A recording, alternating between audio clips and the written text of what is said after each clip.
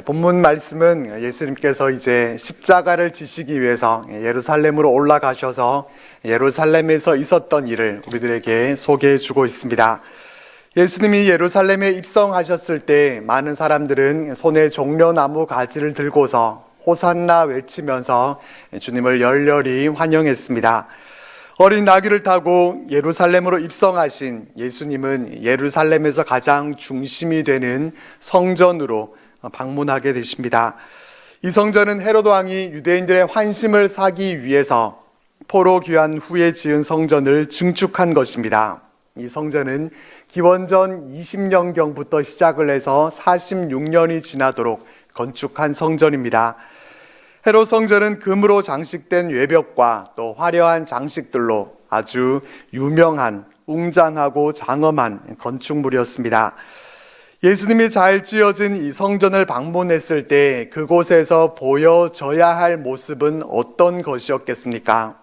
하나님 앞에 제사 드리고 예배하고 기도 드리는 이런 모습이었어야 할 것입니다.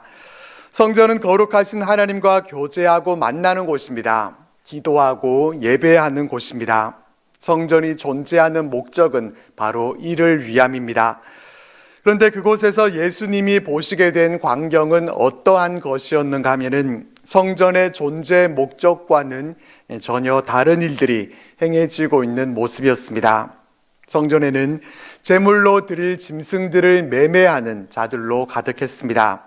우리는 성전 안에서 어떻게 장사를 할 수 있을까 하는 그런 의문을 가질 수 있을 텐데, 여기서 성전은 성전과 또 성전뜰 이 모두를 다 포함하는 것으로 봐야 할 것이고, 또 여기서는 성전뜰을 의미합니다. 특히 성전의 이 장소는 이방인의 뜰로 불려지면서 이곳에서는 멀리서 온 이들을 위해서 매매와 또 환전 행위가 행해졌습니다. 6월절 기간에는 유대 지역뿐만 아니라 멀리 있는 지중해 쪽에서도 많은 방문객들이 예루살렘으로 올라왔습니다. 이 당시에 예루살렘의 인구가 3만 명 정도였다, 그렇게 말씀해 주고 있는데 6월절에는 18만 명이나 되는 그런 많은 사람들이 예루살렘을 방문했습니다. 멀리서 오는 사람들은 소와 양과 같은 재물을 흠없는 상태로 가지고 오는 것이 쉽지 않았습니다. 소와 양을 제물로 데리고 와도 문제였습니다. 하나님께 드릴 제물은 반드시 흠이 없는 것이야 했는데 이를 심사하는 것은 제사장들이었습니다. 그들은 제물을 심사하면서 어떻게든지 흠을 잡아서 제물로 드리기에는 부적합한 제물로 그렇게 탈락시켜 버렸습니다. 그러니까 어떻게 하겠습니까? 하는 수 없이 성전에서 판매하는 제물을 사서 드려야 했습니다. 성전에서 그렇게 제물을 팔 때 싸게 해서 팔겠습니까? 결코 그렇지 않았습니다.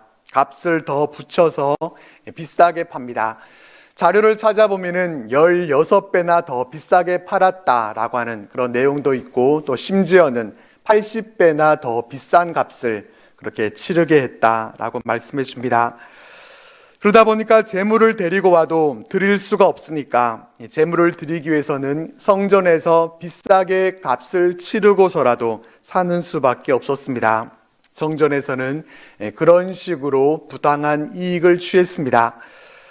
또 예수님 당시 성전에서는 성전세를 받았습니다. 그런데 이 성전에서는 로마 황제의 얼굴이 그려져 있는 그 주화를 사용할 수 없었고 오직 세겔만을 사용할 수 있었습니다. 그렇기 때문에 성전에서는 반드시 환전이 필요했습니다. 그렇기 때문에 성전에서 이 환전은 꼭 필요한 일이었고, 이렇게 하나님께 예배드려야 하고 기도하고 제사 드리는 곳이 제물을 매매하고 또 환전하는 곳으로 바뀌어 버린 것입니다. 성전 안에서는 이렇게 매매와 환전하는 일이 빈번했고, 상인들은 성전 안에서 장사할 그 장소를 얻기 위해서 제사장들에게 막대한 금액을 지불하는 것도 서슴지 않았습니다. 상인들의 상행위는 제사장들의 묵인과 또 권장 아래에서 이것이 계속해서 행해지게 됩니다. 우리가 주의해야 할 부분이 바로 이런 것입니다. 처음에는 그렇지 않았는데 시간이 지나가게 되면서 자꾸만 그것이 변질되는 것입니다. 처음 성전이 세워질 때에는 재물을 매매하고 환전하는 그런 일이 성전에서 있을 수 있는 일이라고 어떻게 생각할 수가 있었겠습니까? 하나님의 이름을 두신 성전, 이 하나님의 임재에 계시는 성전에서 그와 같은 일은 상상도 할 수 없는 일이었습니다.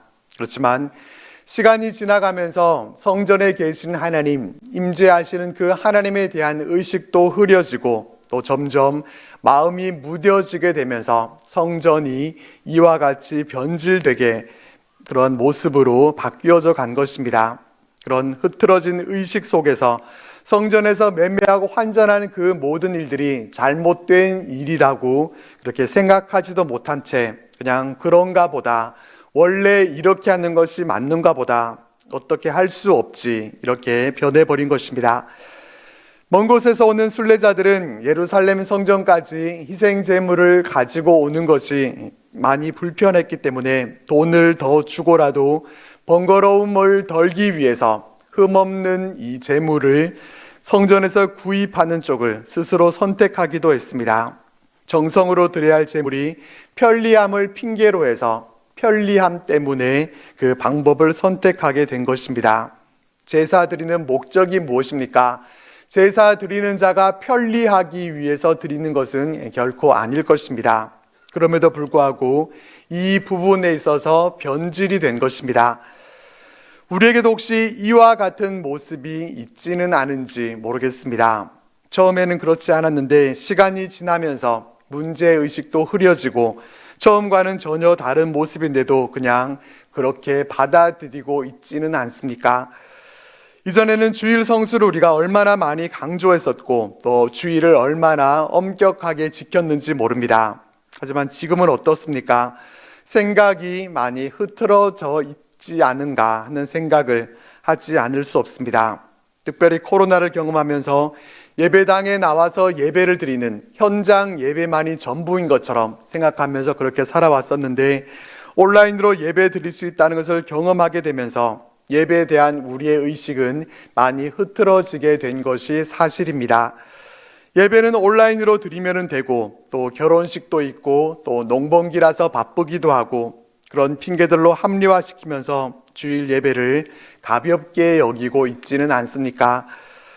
사순절을 지키면서 우리는 처음의 모습에서 변질된 모습이 우리에게 있지 않은지 우리는 잘 점검해 봐야 합니다. 예수님이 예루살렘 성전에 오셔서 보신 것은 이와 같이 성전이 성전되지 못하고 있는 모습이었습니다. 그 모습을 보신 예수님은 어떻게 하십니까?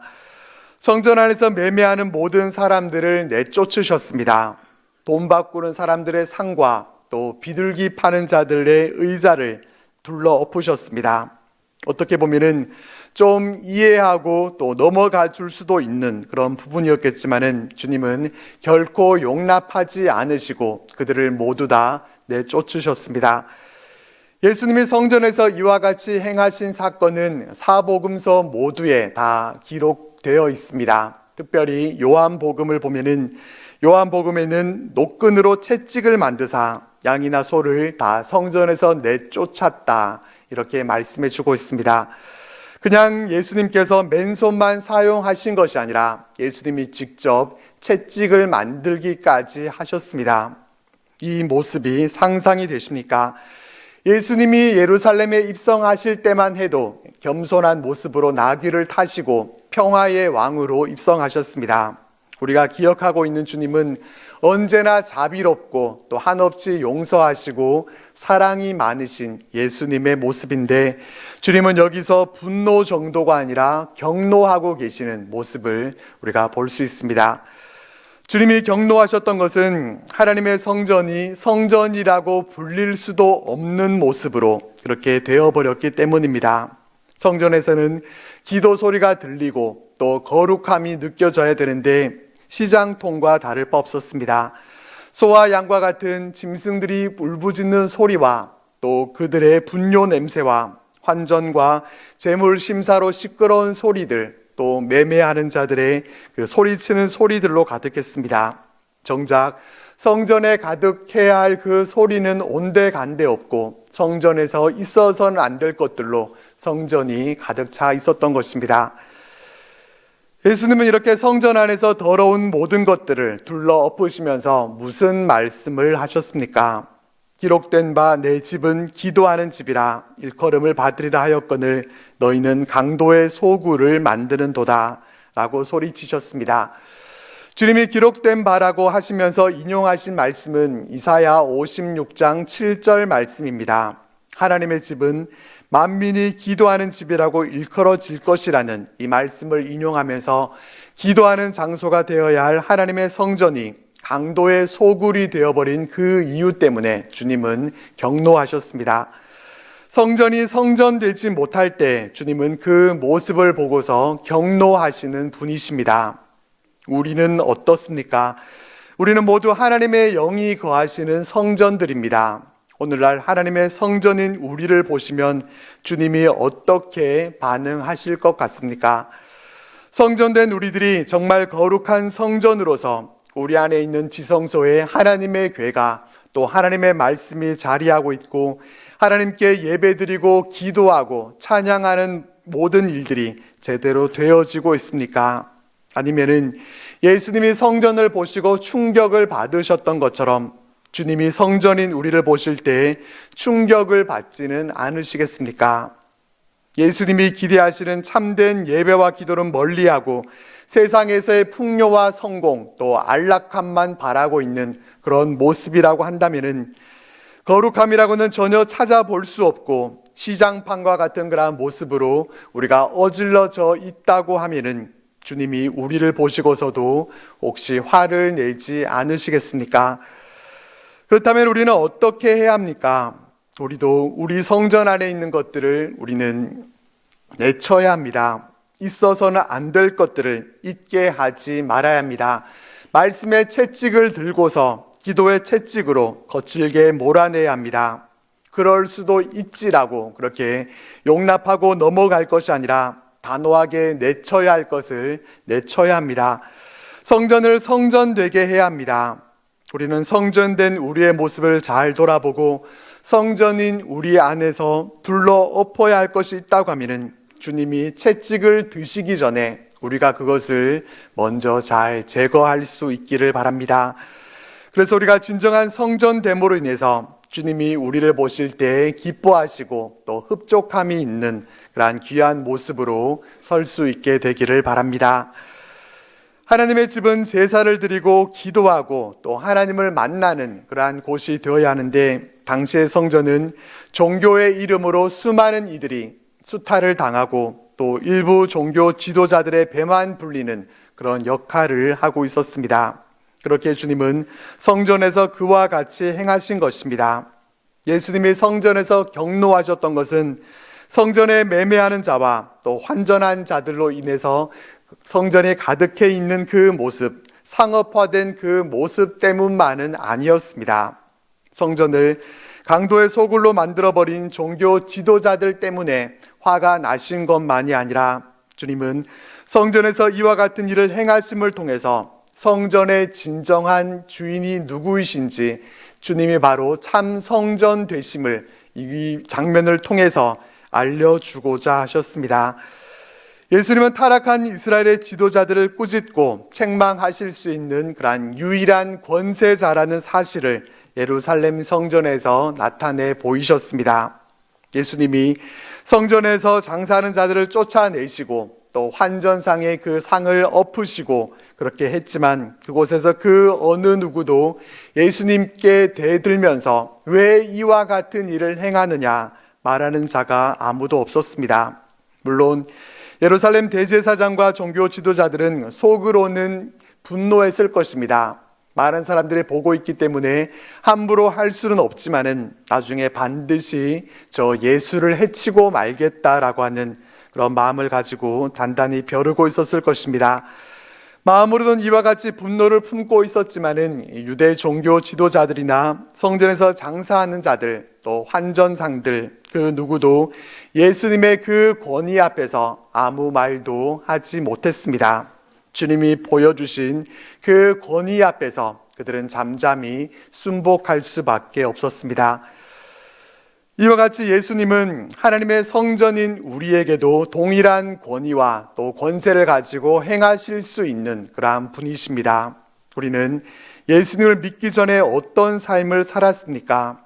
우리 자신을 주인 삼고 우리가 원하는 대로, 우리 마음대로 우리는 우리의 감정에 따라 살았습니다. 그러나 십자가의 은혜로 구원받은 지금 우리들의 모습은 어떻습니까? 이제는 옛사람을 벗어버리고 예수님의 다스리심과 또 그 권위에 복종하는 그러한 삶을 살게 되었습니다. 이것이 우리가 살아가야 할 믿음의 모습입니다. 예수님은 하나님의 뜻에 온전히 자신을 복종시킴을 통해서 우리에게 본을 보여주셨습니다. 성전을 깨끗하게 하신 예수님은 성전의 주인이십니다. 그렇기 때문에 주의 성전인 우리들에 대해서도 주님은 권위를 갖고 계십니다. 주님은 그 권위 가운데서 우리를 다스리실 것이고 또 우리를 깨끗게 하실 수 있는 그러한 능력과 권세를 갖고 계십니다. 주님은 주님이 갖고 계신 그 권위와 능력으로 성전된 우리들을 온전한 주의 성전으로 만들어가 주실 것입니다. 이것을 마음에 새기면서 성전의 주인 되시는 주님의 다스리심을 받고 주님께 늘 순복하며 나아가는 우리들 모두가 되시기를 주님의 이름으로 축복합니다. 14절 이하의 말씀에서는 성전에서 치유해 주시는 예수님의 모습을 볼 수 있습니다. 예수님이 성전에서 매매하는 자들을 쫓아내고 둘러 엎으신 후에 성전에서 예수님을 만나기 위해 나온 이들도 있었습니다. 14절 말씀에 나오는 것과 같이 바로 맹인들과 저는 자들이었습니다. 14절 말씀에는 이들이 예수께 나오니 주님이 그들을 고쳐주셨다 이렇게 말씀해 주고 있습니다. 여기서 나오메라고 하는 이 말씀은 매매하는 자들을 내쫓으신 사건과 연결되어 있습니다. 그래서 이 부분을 다시 해석하자면은 예수님이 성전에서 매매하는 자들을 내어 쫓으시자 그러자 그들이 왔다라는 의미입니다. 오히려 이들은 본래 성전의 그 목적을 생각하면서 성전으로 나왔을 것입니다. 성전에서 오직 참되신 하나님을 예배하기 위해서 성전에서 하나님을 찬송하기 위한 그런 목적으로 찾아왔지만은 그곳은 매매하는 자들과 환전상들로 가득했고 그들은 성전 안으로 들어갈 수 없었습니다. 그러던 것을 예수님이 둘러 엎으시고 나니까 그들은 그제서야 주님 앞으로 나올 수 있었습니다. 그런 그들을 보시고 주님은 그들을 치유해 주셨습니다. 14절 말씀을 보면은 마태는 의도적으로 성전에서라는 이 말을 기록하고 있는 것을 보게 됩니다. 예수님은 성전에 계셨기 때문에 굳이 성전에서라고 하는 이 말을 넣을 필요가 없었겠지만은 성전에서라는 말을 기록하고 있는 것은 주님이 맹인과 저는 자들을 고쳐주신 그 장소가 바로 성전이었다라고 하는 점을 강조하고 있는 것입니다. 왜 강조하고 있겠습니까? 강조하는 그 이유는 맹인과 저는 자들은 성전에 들어오는 것이 불가능한, 들어올 수 없는 자들이었기 때문입니다. 성전은 하나님을 예배하는 자들이 찾아오는 곳이고 누구든지 와서 다 예배 드릴 수 있는 그러한 곳이어야 합니다. 성전은 그러한 곳이어야 하지만은 누구도 차별할 수 없고 차별받지 말아야 하는 성전이었지만은 유대인들은 성전에 신체 장애가 있는 자들을 무조건 들어오지 못하게 만들어 버렸습니다. 이방인들은 성전 건물 안으로 들어갈 수 없었고 이방인의 뜰이라고 불리는 그 성전 뜰만 겨우 밟을 수가 있었습니다. 하지만 주님은 성전에서 바로 이러한 이들을 받아들이셨다는 것입니다. 예수님이 고쳐주신 맹인과 저는 자들은 성전을 담을 수 없고 또 받아들일 수 없는 자들이었습니다. 하지만 주님은 수용하지 못할 대상이 없는 크신 분이시다라는 것을 여기서 보게 됩니다. 주님은 성전보다도 더 크신 분이십니다. 예수님은 예수님께 나오는 모든 자들을 다 받아주시고 용납하시고 고치실 수 있는 분이십니다. 우리가 믿고 있는 주님이 바로 이러한 분이시기 때문에 허물 많은 우리들도 우리의 허물을 가지고서도 우리는 얼마든지 주님 앞으로 가까이 나아갈 수 있습니다. 메시아이신 예수님은 가난하고 병든 자들, 또 소외된 자들에게 나음과 회복을 선포하시기 위해 오셨고, 그들을 성전에서 치유하심을 통해서 주님이 바로 그 메시아이심을 성전에서 나타내 보이셨습니다. 그렇지만 대제사장들과 서기관들은 그런 예수님을 이해할 수 없었습니다. 15절 말씀 보면은 그들은 예수께서 하시는 이상한 일이라고 하면서 주님이 이상한 일을 행한다라고 그들은 그렇게 생각했습니다. 성전의 주인 되시는 주님이 성전을 성전되게 하는 그 일이 뭐가 이상한 일이겠습니까? 메시아이신 주님이 병자들을 치유하시는 일이 뭐가 이상한 일입니까? 또 어린아이들은 성전에서 호산나 다윗의 자손이여 라고 외치면서 예수님을 찬양했습니다. 예수님이 예루살렘으로 입성하실 때 어른들이 종려나무 가지를 흔들면서 예수님을 찬양했던 그 모습을 보고서 어린 아이들도 그와 같이 따라한 것입니다. 찬송 받으시기 합당하신 메시아 예수님이 어린 아이들로부터 찬미를 받으시는 그 모습은 전혀 이상한 일이 아니었습니다. 이상한 것은 오히려 대제사장들과 종교 지도자들이었습니다. 하나님을 가장 잘 알고 가르쳐야 하는 그러한 그들이었음에도 불구하고 그들은 성전을 성전되지 못하게 만들어버렸고, 메시아이신 주님이 메시아로서의 그 사역을 하고 계시는데도 그것을 깨닫지 못했습니다. 메시아이신 주님을 전혀 알아보지도 못했습니다. 이상하게도 이들은 주님이 하시는 일과 성전에서 호산나 찬송하는 그 아이들을 보고서도 그들은 아무것도 이해하지 못한 채로 오히려 보고서 노를 바랬습니다. 이스라엘 종교자들은 예수님을 향해서 그들이 하는 말을 듣느냐 이렇게 주님께 물었을 때 주님은 이렇게 말씀하십니다. 그렇다, 어린 아기와 젖먹이들의 입에서 나오는 찬미를 온전하게 하셨나이다 함을 너희가 읽어본 일이 없느냐. 주님의 이 말씀은 시편 8편 2절 말씀, 주의 대적으로 말미암아 어린아이들과 젖먹이들의 입으로 권능을 세우시며 이는 원수들과 보복자들을 잠잠하게 하려 하심이니이다 라는 이 말씀을 인용한 것입니다. 사실 어린아이들, 이 젖먹이들의 찬양이 온전할 리가 없습니다.